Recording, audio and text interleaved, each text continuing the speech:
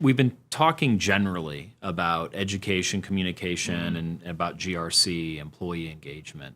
How does this apply, I guess more specifically, if we take some hot topical areas? Yeah. One hot topic, an area that really companies of all shapes and sizes. I mean, this is true not just for the 50,000 person multinational company.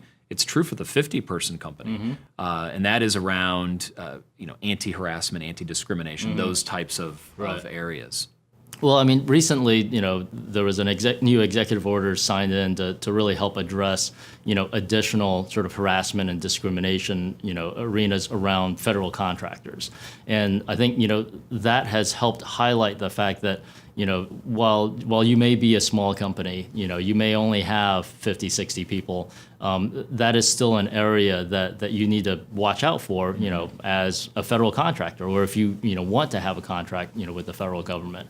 I think that has, helped extend some of the changes that organizations have already, put into place in terms of sort of adopting to the time, so to speak.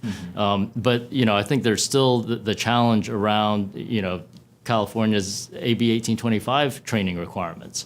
The fact that while it's now, going on, almost 10 years old, there are still, challenges of employers understanding, they may be opening up a new office in California. They may have subcontractors out there, are they compliant with AB 1825, and what are those strategies look like? So not only, do you have to think about, are you complying with it, but just the engagement around that process.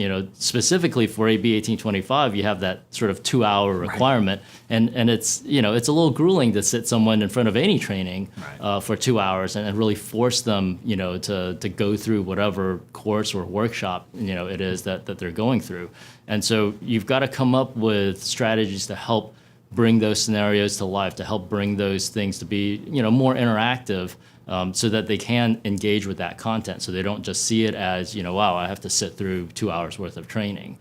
So I think there's still a lot of understanding, sort of from a harassment discrimination standpoint of, making sure they're covering their bases, but at the same time, there's really a lot of specifics around that training topic.